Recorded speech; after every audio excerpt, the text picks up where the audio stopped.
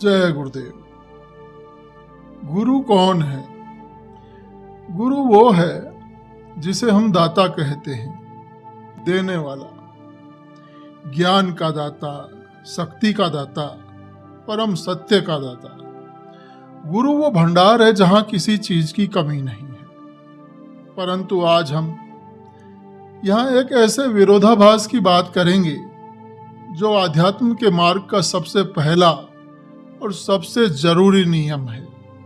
वो नियम है कि गुरु से कुछ पाने के लिए शिष्य को पहले दाता बनना पड़ता है। पहले दाता शिष्य भया। अब ये विचार करिए कि शिष्य के पास देने को है क्या? क्या कोई धन दौलत? नहीं। शिष्य के पास है केवल उसकी अपनी कमजोरियां, उसकी बुराइयां, उसके दोष और उसकी अहंकार की गठरी। गुरु इन्हीं सभी बुराइयों और दोषों को हमसे मांगते हैं। गुरु कहते हैं कि तुम अपना तन हमें दे दो, अपना मन हमें दे दो और अहंकार रूपी सिर को हमें दे दो। ये सुनने में कितना सरल है कि हाँ, मैंने अपना तन गुरु को दे दिया है, हाँ मैंने अपना मन गुरु को दे दिया है। पर क्या हम सच्चाई से अपना तन और मन गुरु को देते हैं?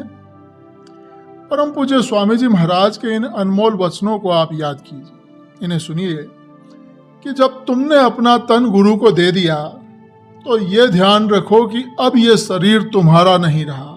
ये शरीर, ये तन, ये गुरु का हो गया। जब ये तन गुरु का हो गया तो इससे कोई गलत कर्म न बन पड़े, कोई गलत काम न हो। हमारा शरीर अब उनकी सेवा में, उनकी शिक्षाओं के पालन के लिए समर्पित है। और जब मन गुरु को दे दिया तो उससे बुरा सोचो मत। आगे परम पूज्य स्वामी जी महाराज बतलाते हैं कि एक बार हमारे स्वामी जी महाराज ने कहा था कि अच्छा नहीं सोच सकते हो तो सोचो ही मत। तो मन को विचारों की अराजकता से पूरी तरह से मुक्त कर देना, यही मन का दान है। पर इन सब में सबसे बड़ा दान है शीश का दान, यानी अहंकार का पूर्ण त्याग। ये सिर जिसे हम उठाकर चलते हैं, ये ज्ञान का, धन का, बल का जो अहंकार पाले रखता है, इसी को समर्पित करना, इसी को त्यागना, यही सबसे मुश्किल है। स्वामी जी महाराज के एक गुरु भाई थे जिनका नाम था डॉक्टर संकटा प्रसाद जी। एक बार उन्होंने बतलाया कि एक बार उनके गुरु महाराज ने सत्संग में फरमाया कि शीश उतारे भुई धरे तापर राखे पाँव, ऐसा होए तो आओ। तो उन्होंने गुरु महाराज से पूछा कि जब शीश ही उतार दिया जाएगा तो फिर कोई आएगा कैसे? तो गुरु महाराज ने कहा कि अहंकार को दे दो। ये सिर उतार दोगे तो खेल ही खत्म हो जाएगा।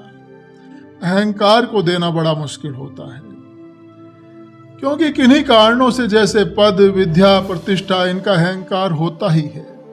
लेकिन कई बार यह अहंकार अकारण भी होता है, इसलिए अहंकार तजना बड़ा मुश्किल है। और परमार्थ में अहंकार ही सबसे बड़ी बाधा है। यह आत्मा के ऊपर जमा हुआ कचरा है जो हमें बार बार ये भ्रम कराता है कि मैं कोई चीज हूं, मैं कुछ हूं। और याद रखिए, परमार्थ के मार्ग पर, अध्यात्म के रास्ते पर अहंकार सबसे बड़ी बाधा है। जब तक ये मैं सामने खड़ा रहेगा, तब तक गुरु की कृपा का प्रकाश पूरी तरह आप तक नहीं पहुंच सकता है। कहने का मतलब केवल इतना है कि जब शिष्य सच्चा दाता बन जाता है, जब वो ईमानदारी से बिना किसी छिपी शर्त के गुरु को अपना सब कुछ दे देता है, तो गुरु जो समृद्ध दाता दयाल हैं, उसे अपनी अनमोल दौलत यानी नाम धन से माला माल कर देते हैं। हम कहते हैं कि हमने आपको सब कुछ दे दिया। हम ये भी कहते हैं कि सब कुछ आपका है। लेकिन जरा हम अपनी ईमानदारी से निरख परख करें, अपने अंदर झांक कर देखें, तो हमें मालूम होगा कि हम कितने समर्पित हैं। जरा सी तकलीफ आई, जरा सी परेशानी आई कि मन में तुरंत ही अभाव आने लगता है। ऐसा क्यों हो गया, वैसा क्यों हो गया? तो ये दिखाता है कि हमारा समर्पण कितना कच्चा है। सच्चा नहीं है। वैसे तो गुरु कुछ लेते नहीं हैं, गुरु केवल देते हैं। कबीर साहब ने इस सत्य को 2 पंक्तियों में समेट दिया है। कहा है कि शिष्य को ऐसा चाहिए गुरु को सब कुछ दे, गुरु को ऐसा चाहिए शिष्य का कुछ न ले। गुरु तो केवल हमारी बुराइयां लेता है। क्यों? क्योंकि उसे अपनी दौलत, अपना नामधन हमें देना है, और दौलत देने के लिए शिष्य रूपी पात्र को साफ करना ही पड़ेगा।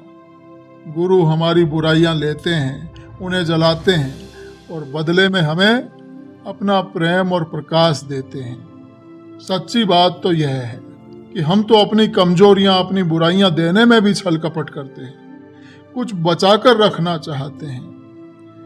लेकिन जिस दिन शिष्य सच्चा दाता बन जाए, बिना किसी किंतु परंतु के, तो गुरु को उसे उठाने में, उसे परम पद तक पहुंचाने में एक पल की भी देर नहीं लगती है। इसलिए सच्चाई से, हर तरह से, तन मन धन, हर तरह से गुरु महाराज के चरणों में समर्पित हमें होना है।